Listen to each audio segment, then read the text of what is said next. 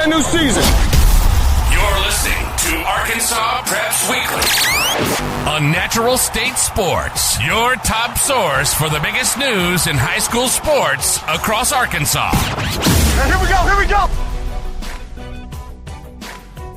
What is up, everybody? Thanks for joining us on episode 50 of Arkansas Preps Weekly here on the Natural State Sports Network. My name's Kyle Sutherland. As we get back into the hardwood edition, talking some basketball, we've kind of flipped back and forth from some spring sports, particularly softball, as we are right around the corner from the spring sports beginning.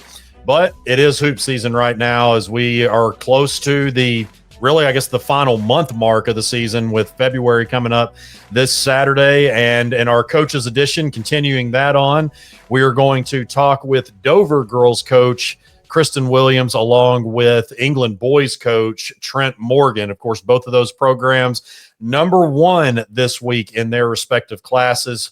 The Dover Lady Pirates currently sitting at number one in Class 3A, while the England Lions are at number one in Class 2A, actually, as of this week.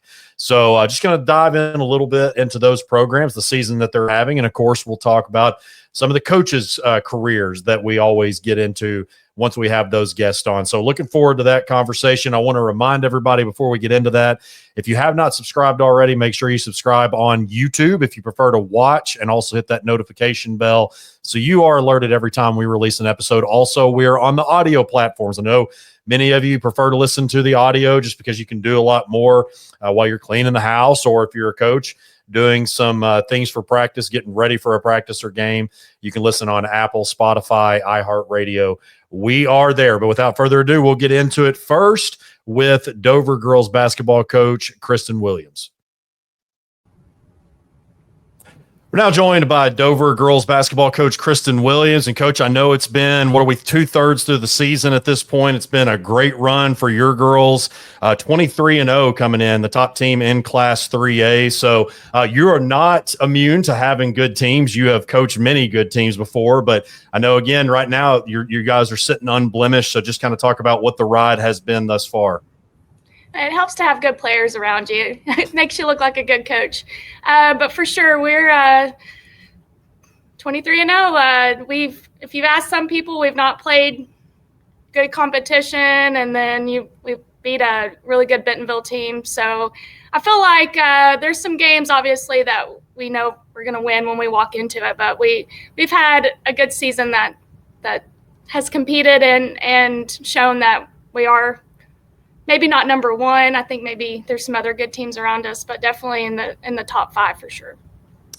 Talking about that Bentonville win, you great seg right there, because that was what I was going to discuss next. And for someone like myself who does overall top 25 as opposed to just classification, that's when it really gets into the nitty gritty of breaking down schedules. And like you said, you look at the 1 through 3A schools, and a lot of those times they may play around that same competition. But I think once y'all beat Bentonville was when you really begun to grab the state's attention as far as outside of Class 3A. Now, if I'm not mistaken, that was in the Gravitt Invitational Championship game. So just talk about that tournament, and then also getting to play against a team like Bentonville's caliber that's in Class 6A, three classes above where you currently are. Right.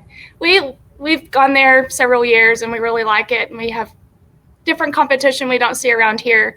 And that was kind of circled on our calendar, as we would like to be playing Bentonville in the championship to hush some people up. And so it ended up working out that way. And we actually went on a 17-2 run in the second half and kind of just put it away. And the score was 10, but it was actually a 16-point game with less than a minute left. And we just let them hit some threes to make it look a little closer. But it was a solid win, and kind of just a deep breath. Yes, we can compete with the best. And talking about that, I was an athlete. Now I'm one of those media members who was wrong at least 2 or 3 times at minimum every single week. Oh, but sure. I was at one point one of those athletes who looked at rankings, and I was either very happy or I used it as motivation. Are you one of those coaches who uses that as motivation, or is it something that's just kind of, for the most part, you don't really pay a whole lot of attention to it? No, I don't necessarily like them. I want to stay under the radar, but it's fun for the kids. They work hard. I I just feel like it puts a target on your back for everyone to bring their best game to take down the number one team. But it's fun for the kids. Yeah, definitely the water cooler talk, as we say. I know that was always what was really fun for us. And looking and talking about that, having a target on your back, obviously, no matter where you're ranked, if you're unbeaten, then you're going to have a target on your back. And I think for me, especially, we knew obviously again with the Bentonville win how you all have fared throughout this entire season. But what you did to Baptist Prep is a very good team. I think they were actually undefeated in conference once y'all played them, and to beat them by 30, a quality team like that. Did that maybe tell you even a little bit more about where your team currently is right now? Yeah, of course I'm not going to say too much to other people, but I've known we're talented, and I have some veteran guards, and with Logan Young post, like, you don't have to hype them up too much. They're going to be prepared. And we knew it was another check on the board. Like every game is just like another check off. And that was just like any other game after it's another check off and looking to the next one. So we're just very focused. And last year we got Embarrassing State, and we're just like, it's all the seeding and stuff is very important, like coming out of district and regionals and certain seedings to try to stay away from different matchups in state. Like we're thinking about that every game. Matchups, that's one of the craziest things, especially in Class 3A. We'll talk about, and I want to get into 3A a little bit here in just a second, a little more. But as far as that classification, now of course there is a lot of teams, particularly in class, the smaller classes and all that. But I was talking with Eric Taylor, from the Democrat Gazette a couple of weeks ago on here, and I talk about it all the time with people about how that classification, it doesn't matter what the sport is, it's incredibly deep, especially 3A Region 5. I see that in softball all the time, where a fifth team might be really good, can beat a lot of teams and get left out. You see that in basketball, you see it in football. So talk about how you think of that as a coach, maybe, and I'm not asking you to go into any specific game or anything, but you might be looking at a game that you're playing and like, okay, this is maybe one of the teams that's not doing so hot right now. Does that kind of, as far as resting players and all that, does maybe that come into play, especially as we get into February, when you think about those matchups and how you really go about each game? Yeah, just in 3A girls, there's 10 teams that can win it. It's so deep this year, and that's, very important with health and all that stuff. And I always say you have to have a little luck too. You can have the talent, but with the matchups, if the flu's going around, there's just a lot of things that go into it late February, early March that, you got to have a little luck. And there's some teams that I want to stay away from, and we talk about that in the locker room and in practice. So we just have to make sure we can take care of business, and we are a little banged up right now, and I think some other teams are, but you've just got a lot of ice baths and not going so hard in practice. But then that's a balance, because you want to keep pushing these kids to get better in practice when we have some competition that we know that's probably not going to make us better. So it's just a healthy balance that I'm trying to figure out to make sure we get better in practice, but don't overdo it. And you mentioned a few of your players a second ago. I know Logan Young has been, pretty much a double machine for as long as I can remember, pretty much. And, Katie Keister's another one of them. Kenzie McCraw almost said, now is Kenzie McCraw, is that Bree McCrawdy's? Okay, that's what I was thinking, because I still get them confused. Every time I have sisters and brothers, yes. I tend to get them confused. But Kenzie McCrawdy, Katie Keister, and Logan Young, that's kind of been your big three as far as if you look at the stat sheet, you look at their overall production. Talk a little bit about what they have meant to your team, and maybe some others that maybe don't show up on the stat sheet as much, or just some that have really come on this season. Absolutely. Of course, I'll start with Logan. She's just a few points away from 2,000, so that just tells you she's a scoring machine, but she also rebounds and is averaging about 3 or 4 blocks a game. And just on the defensive side of things, teams don't want to drive in there because they know that she's about to block your shot. So she's just really good across the board. And then getting Katie has really helped us. She's just a true point guard, although she hit 1,000 points last Friday as a career. So it's been fun. I was a point guard in high school and college, and it's fun to see her passes and be able to coach a true pass first point guard. And then Kenzie McCrawdy's just a junior, and she's about 1,500 points already. And so she's 52% from the 3-point line.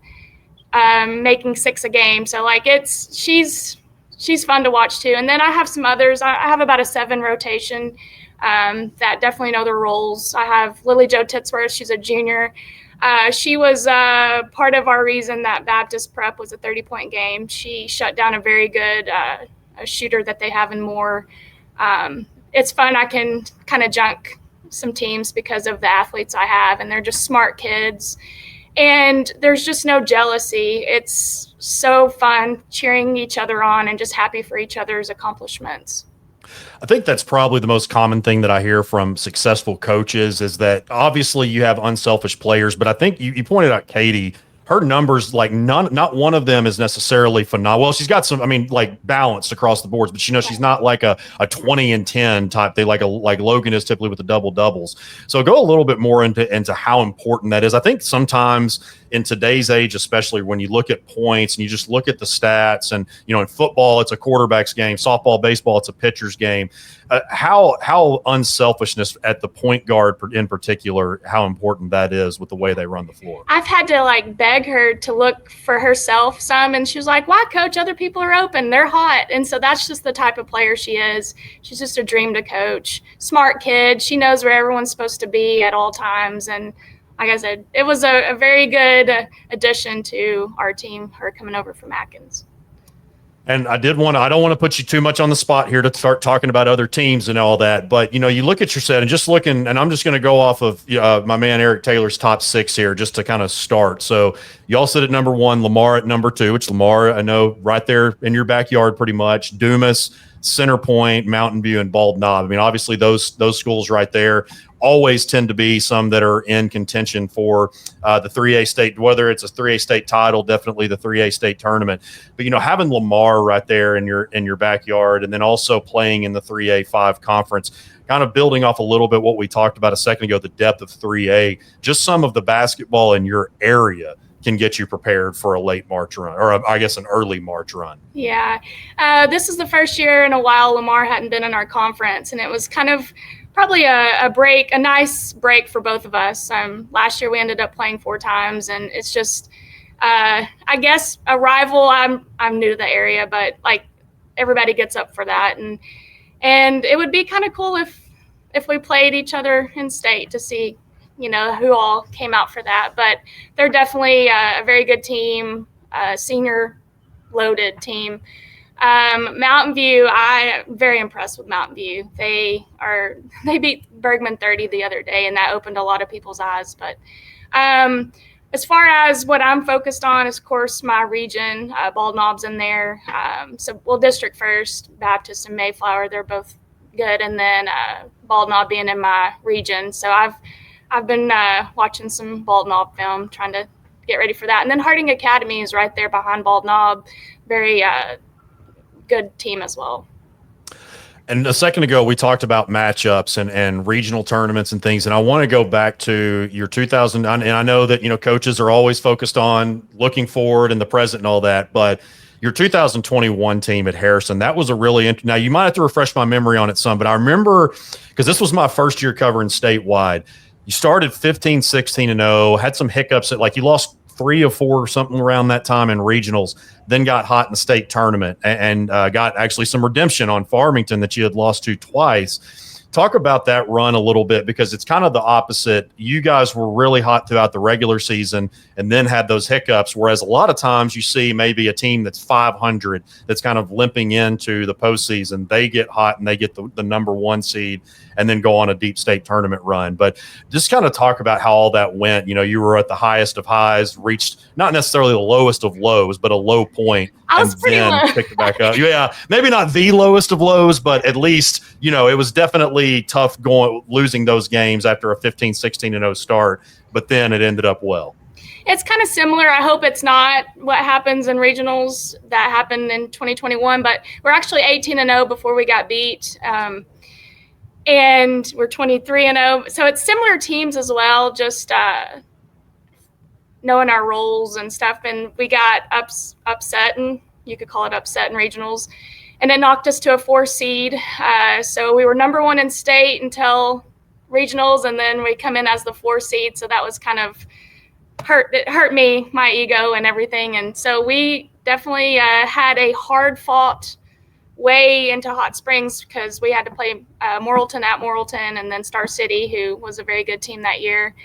But made it to Hot Springs and got to play Farmington in the finals. And it was just, after people asked how it was, and it was just not really like excitement. It was just like, a breath of fresh air. Yeah. Yeah. When we won it, just, I don't know. I'm pretty competitive. So it was a good ending. And I wanted to tell you too, or ask you too, because you mentioned Star City, to Becky Yarbrough that was there for so long, is now at Pulaski Academy. Of course, Karen McNabb is a great coach too, that you played in Morrilton there. And then of course, Farmington has been, I mean, even before Brad Johnson has taken it to another level, but they have always been a great program. But just throughout your career, and you're still pretty young, but throughout your career, talk about some of the mentioned Coach Yarbrough and some of those other names there that you've loved competing against, but you've also looked at mentors as well. As mentors as well. I've been very blessed to be able to work under Sherry White, she's a Hall of Fame coach. And then just my friend group they call me the young pup because, I'm friends with a lot of retired coaches, and just to have those resources around me to bounce things off, I just take it as a sponge. And then when I was at Harrison, Coach Stoller, I was in his office every day picking his brain, and I just really respect him. He was on here last week, actually. Oh, nice. Yeah. I like Coach Stoller, and just I'm not afraid to reach out and pick people's brain. I don't know everything, and so I just use my resources, and it's really helped me out. I also wanted to ask you as well. Now is it athletic director, or what's your technical title? I guess assistant athletic director. Assistant. Yes. Yeah. So you get a chance to see, as far as kind of the operations of not just your role as a head basketball coach, but what are some things that you've learned also in an administrative role as opposed to just being a coach?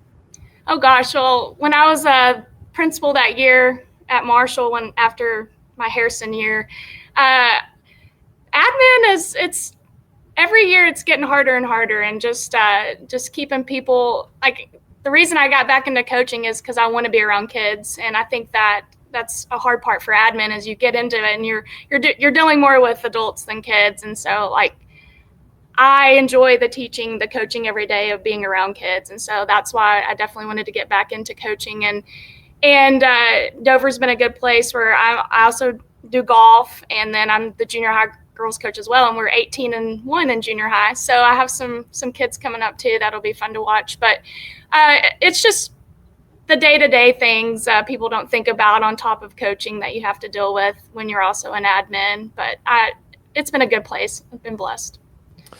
As we wrap up here, I want to ask you too about the changes in the game. I mean, you and I were, in high school not terribly too long ago within the 21st century, but things, it seems like, have been light years change. When you think about NIL, the portal, just the whole 9 yards, social media has been a big part in that. With the way that things, you pretty much have no choice but to adapt to the new age. But what are some ways maybe that you have changed your coaching? Of course, with some of the new things regarding NIL and the transfer portal, that changes the way the recruiting is. So I know that has changed some of them. You've got kids that are getting looked at by colleges. So what are just some ways throughout your career that you've had to adapt to the new game? Well, I'll start by being positive. The shot clock, I love. I think that's a good change to the game. But as far as the social media, I think that's definitely been a negative. But I don't feel like I've changed my coaching based on to get players or anything like that. I am who I am. If you want to come play for me, then I welcome you. But I do have certain expectations that I make my teams mind, and that's for some people, and it's not. I've lost some players because of the way I coach as well. But it's definitely in the bigger towns and stuff, it's hard to see, a high school kid say that they're going to a different school. I'm old school. I'm loyalty. I was blessed to get Katie coming over here, but it wasn't just for basketball. It was some of our academic stuff. So I wish kids would be more loyal to their coaches, especially we spend so much time developing kids and stuff from 7th grade on, and then they're quick to jump over because it's a better opportunity. That stinks. Yeah, I think there's plenty that share that opinion as well, including myself. So hopefully some changes are made. And I think too, a lot of it is there's many that have the opinion of like, yes, we hope that some differences are made in that regard, but then it's kind of like, well, I guess you can't really hate. It's one of those don't hate the player, hate the game type situations with the way. But it's also very new. I talk about this all the time, with people in the college and high school level about how the transfer portal is still very new. Obviously, NIL is newer than that, so. Still a lot of things that we have to figure out. But well, we have been talking with Dover girls coach, Kristian Williams coach. Really appreciate you coming on. Like I told you before, before we recorded, I followed your career for a long time. Great to have a conversation with you. Your girls are doing great right now. No pressure at undefeated whatsoever. But no, in all seriousness, it's been a lot of fun watching it unfold, and look forward to the final month here as we get into the postseason play. Thank you. I just try to stay out of their way. Yeah, absolutely. That's all you can do. Well, up next, we've got England boys coach Trent Morgan. Don't go anywhere. We're now joined by England boys coach Trent Morgan. Coach, it's great to have you. We had you guys at Media Days back in October, and got to meet some of your guys there, some of the ones that had balled for you previously and that are doing the same for you now. And you guys are rolling right along, having another great season. And I know that's pretty much the standard and has become the standard in England. But just kind of talk about how this has been on not necessarily a revenge or redemption tour. Last year was last year and now is now, but just the way that your guys have responded and played thus far. First of all, I'd like to thank you guys for having us. It's not often that us small schools get a chance to come on and highlight our program. So thank you guys for having us. But so far, this season has gone, I would say, as expected. We wanted to be mindful with this schedule. We wanted to challenge this group, and we did that early on. I believe after the Clinton game, I kind of really saw what this team really could do. And so far, they've answered every challenge that we've thrown at them, with the schedule. And then, of course, we want to make sure that our practices are just as hard as the game. So these kids responded. And as you alluded to earlier, last year was last year, but it's kind of developed, I would say, a chip that they play with. It's hard to explain, but Kyle, when we get in those games and we're down 10 points, I can just see their mindset. I can see it in their eyes, like they're just refusing to lose. And it's kind of shown this first half of the season.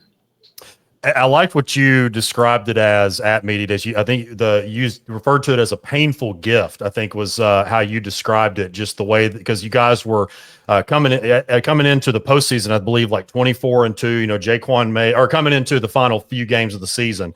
Jaquan had torn his ACL, and just things kind of fell apart for you there, and then that's when you kind of described it as a painful gift. And so, is that kind of what you mean as far from a painful gift perspective, is just seeing the way that your guys have responded, particularly in those tight moments that you've had this year?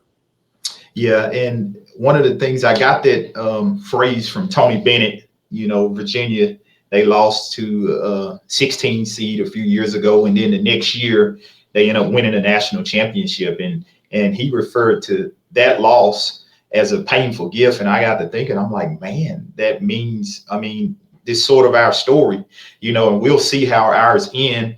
But that was the best thing that ever could have happened to us. We didn't understand it at the time, but I'll say this, a lot of people didn't even know during the regional tournament, one of our best players this year, Aiden Scribner, his grandmother passed away the very next day after we got beat. And so I look at that, and she was at the game with us. We were all in the same hotel. Not only his grandmother, but Trent Arnold, that was his aunt as well. So that season, it was meant for it to happen that way. And I believe that it set the tone for this year, because they know how it feels to lose, especially when everybody is so high on you. And the community, they're behind these guys 100%. But they feel the pressure even from the community. And it's the standard. It's the standard. We only hang those big state championship banners in our gym. If you ever come down, you'll see them hanging out of the rafters, and they know that they really want one of those banners with their name on it.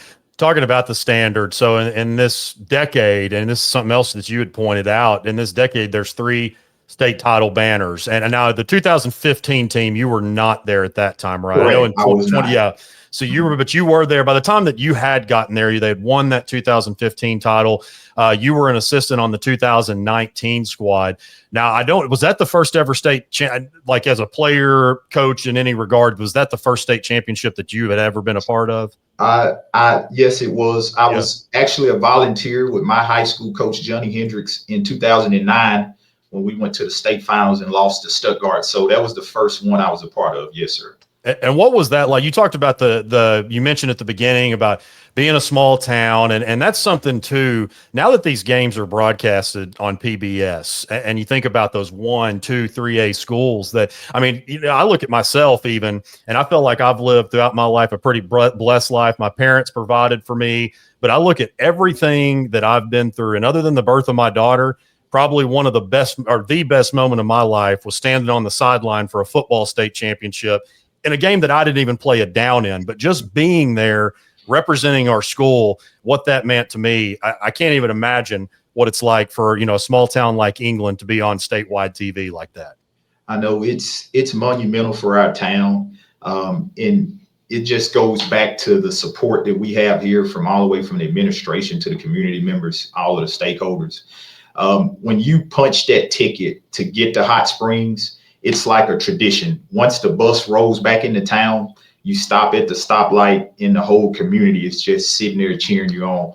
And I will say this, England is a special place. I'm not from here, but I've been here 8 years now, and they have welcomed me with open arms. They let me coach these kids. They may not agree with everything that we do, but for the most part, they let me coach them, and I just love being a part of this community. And then in the next season, 2019-20, you took over as head coach, and obviously goes without saying, it's crazy. It's been almost 5 years since the COVID pandemic, but I think some forget y'all were one of 2 teams that got, along with Nevada, that won 1A, that actually got to play your state championship game, because the rest had to 3A and up had to all split. Talk about what that was. I'm glad that we're kind of at the point where we're not having to talk about the COVID year as much, but the coaches and the players that especially made state championship or deep runs around that time, I always like to hear your personal experience. So once we were getting to the point that we're like, man, especially once March hit, we knew something was probably going to happen pretty soon. And then I guess, March 10th, 11th, that everything really shut down. What was that like for you guys in Hot Springs, knowing, hey, we don't know that we're actually going to get to play? Everything was just kind of up in the air. Yeah, it was very chaotic. And to think about, you're getting ready to play arguably the biggest game of your life, and you don't know if you're actually going to play that game or not. I can remember talking to Carl Miller at Earl, and he and I both agreed we just want to play. Like, we're already here, and I know it was a ton of people, like you said, who were already there that didn't get to play. So we just wanted to play. And I'll tell you this, Kyle, my phone just did not stop ringing during the course of those few days, because people wanted to know, like, are y'all going to play the game? And I'm like, as far as I know, no one has told me anything different. So we're planning to play. And I'm kind of glad that we played, not to take anything away from 3A through 6A that has a star by their name for winning the state championship. I'm kind of glad that we played. Yeah, and that's something that I've had even to this day, I still have conversations with people with. It's like, well, you certainly don't take anything away from the 2 teams that shared, but at the same time, I look at myself. I actually back before in non-conference football games, when you could go into overtime, we tied our rival, and it's still to this day, 15, 16 years later, just eats at me. I would have rather lost that game. So I know that that's definitely exactly a winner and a loser. Certainly stinks. Yeah, it's like, man, I'd rather lose than to take a tie. And so it's obviously something out of everybody's control. That was just a terrible situation. But and then So you coached at England. So that was your first year as a head coach. You coached there for 2 more years, and you left to take a job at Russellville. Of course, Kyle Pennington had them rolling in that 5A West. I think it was 4 straight conference titles that they had won. And I know that, obviously I'm not going to ask you to go into details on that. I know you have alluded to that it was definitely a learning lesson as far as your career, but and the reason I bring this up is every coach essentially, or many of them, go through those stages where, sometimes things just don't work out. And so talk about just some of the things that you learned throughout that entire year. It all ended up working out well for you because you're back at a place that you obviously love, but just some things that you learned as both a coach and a person through that process. Well, first, Kyle, I was never looking for a job when the Russellville opportunity came open. A really good friend of mine, I won't mention his name, but he had a connection there, and he just reached out to me to gauge my interest. And initially, I had no interest because we knew exactly what we had coming here. My guys would have been freshmen that year. I obviously would have moved them up to varsity and all that good stuff. But as a coach, you always for me personally, I look for challenges, and I always wanted to coach 5A, 6A basketball because, that's the biggest stage in high school basketball in our state. So I always wanted to be on that level. And I'm like, hey, why not? Let's go for it. But all in all, I learned a whole lot, learned how to deal with people on a different level. And I'll say this too, Cal, I still talk to a ton of those people in Russellville. Some of those kids that I met, we're lifelong friends. And so, of course, one of my volunteer assistants, CJ Chatton, if I don't go to Russellville, CJ is not here with me. If I don't go to Russellville, his son Trey is not one of our leading 3-point shooters on his team. So all in all, I learned a ton. I felt like, and I'll tell anybody this, I came back a much better coach. Like overall, I came back a much better coach. And then you came back, and we just talked about, even though last year didn't end the way that you wanted to, still had a very successful season. And I look at, just that conference, especially at the top there, between you guys, and I know you're in a new conference now, and we'll talk about that, but between Cutter and Bigelow, of course, Bigelow was the defending state champions, and they had that big 2024 class that came back. It was just kind of crazy because I know you got, I think, was it you beat Cutter, right? And then you lost to, it was just a back because you beat Bigelow and lost to them. You beat Cutter and lost to them. When we mentioned a second, I think you talked right there at the beginning about your non-conference schedule this year and the way you challenged yourselves. I know that big games like that, they can either be deflating or you just get on a really big high, but how did that prepare you guys, especially since, again, you've got a lot of those guys back this year, but playing those big competitive games, how crucial is that for a team? It's big for your program, especially being a 2A school. You'll be shocked that a lot of schools we reach out to, they really won't play us because I'm guessing they're afraid to lose. But I want to go back a little bit, Kyle, from last year. The race was so tight up top between us, Cutter, and Bigelow. So we go into Bigelow, the last game of the regular season, and we're thinking, hey, we win, we're the 1 seed. Bigelow and Cutter, they have to fight each other in district. We either had to win or lose by less than maybe 2 points. That game goes to overtime. Bigelow hits a 3 at the buzzer and beat us by whatever it was. That gives them the 1 seed. Now we're the 2 seed and have to play Cutter again. And then that's when Jay Coyne got hurt. And then the rest is kind of history at that point. So, we don't make excuses, but we didn't get the job done last year. Things happen. You got to be healthy at the right time if you're going to try to win a state championship, and you got to be hot and you got to be hungry. And right now we're healthy. We're hot. We're playing some really good basketball. And I really like to think these guys are hungry just because of last year. So I think our non-conference schedule has prepared us for this moment. Like I said, playing Clinton was the gauge for me because playing Clinton is like some of the teams that you would potentially match up with down the road in 2A, like the Riversides and Cedar Ridges and Iser counties, same caliber type players. So I was anxious to play that game. And, those guys showed me some things in that game. And then, of course, we got a chance to do battle with Parkview. They're not as good this year, but it's always a battle playing those bigger schools. We're a 2A school playing 5A, so that was good. And then we lost a crosstown rival to Stuttgart. Zarlingo has those guys playing some really good basketball. So those are our 3 losses. But we can always learn from them, Kyle. I really think you learn more from losses than you do from wins, because when you win games, you kind of overlook some of the things that you may have messed up on. But when you lose those games, you really try to hone in on that stuff and try to get it fixed. Yeah, no question about that. And talking about your team, we've mentioned Jaquan Mays a few times here. You've got Aiden Scribner, Landon Woods, and I know a lot of these names, particularly because you're really good about posting stats, for which us in the media certainly appreciate very much. Landon Woods, Trenton Arnold, Trace Chatton. I mean, you can pretty much just go on. And it seems like, you'll have guys that, will go for 25 or 30, but a lot of times you'll see some pretty balanced scoring, 12, 13, 15 between 3 or 4 of them. So just talk about the unselfishness of this team. I can imagine that part of that is just with them playing together for as long as they have. You hit the nail on the head, Cal.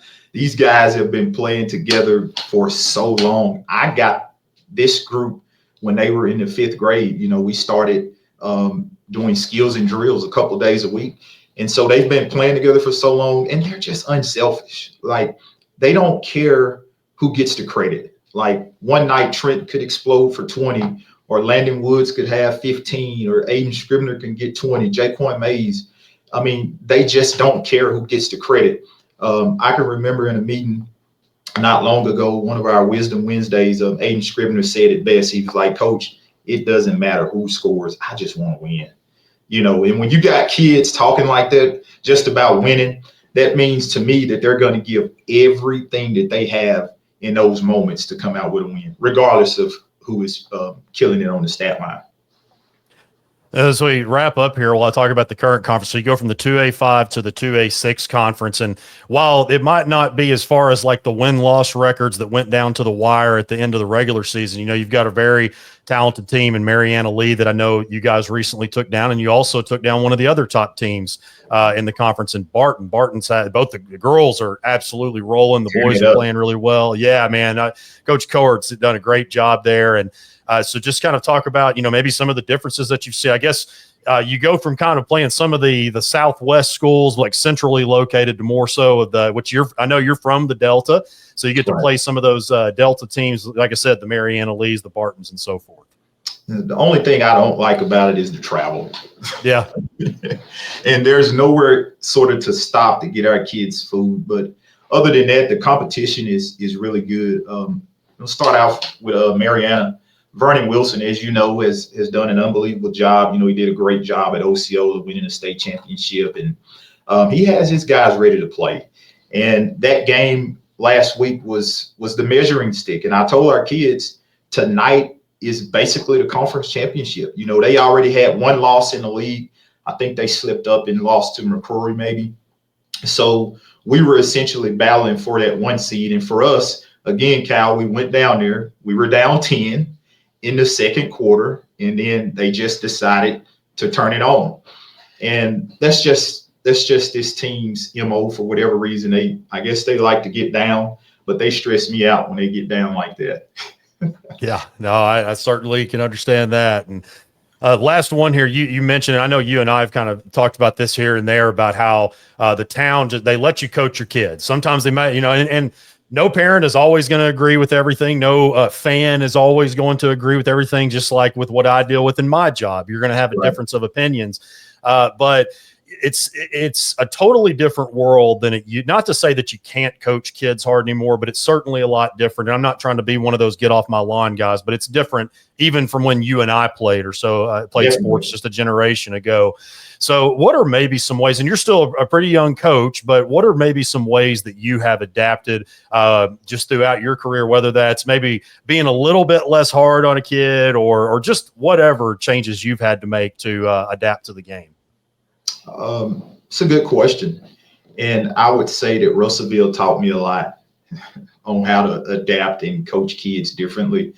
I don't think that you have to coach all the kids the same. I just believe you have to treat them all fair, because some of them to me may need me in a different way than the others. But I give you a perfect example, Kyle. When we were playing Mariana, one of my really good ones, he was having a moment like he was kind of in his feelings a little bit. And in the past, the old Trent Morgan would have set him out and he would have been on the bench the rest of the game. But the new me, now that I'm understanding kids just a little bit better, like you said, they're different. And that's okay. It's not the old days where the coach has the final say and everything that I say goes. It's okay. A lot of coaches don't understand that you can bend a little bit and still have your standards. Everybody knows we're the head coach and we're in charge or whatever, but it's okay to kind of bend and give to kids just a little bit, just because they'll know that you care about them then. And I believe you can get more out of them then. And I'll say this, I asked one of my kids recently because they've, had some issues with some things. And I'm like, why do you respect me so much? You know what he said, Kyle? He said, because you respect me. And that's what it is. If we show them respect, even though I'm going to coach you really, really hard, but I'm going to love on those kids in the same token. Yeah, that's great. I mean, I think, of course, I didn't play basketball in high school, but my football coach, I still tell people to this day, I think if the ones that stuck it out and dealt with the hard coaching, you'd pretty much jump in front of bullets for them. I know that's the case with a lot of guys. So that is so accurate. Yeah. Well, great conversation with England boys coach Trent Morgan. Trent, it's always a pleasure, man. Really appreciate you hopping on. We love to highlight the small schools, especially the ones that have done what England has done, especially this, as we talked about, this past decade has been phenomenal. I know you guys are looking to add a fourth one to the trophy case this year. Yes, sir. Thank you, Kyle, for reaching out. When I got the text, I was excited because I saw you and Eric on here talking a little while ago. So I just appreciate you giving me a chance to come over here and brag about our kids. Thank you. Absolutely. It was a pleasure. And I want to remind everybody, if you have not subscribed, make sure you do so on YouTube or the audio platforms, Apple, Spotify, iHeartRadio. We are there. Otherwise, we will catch you next week. Thanks for watching.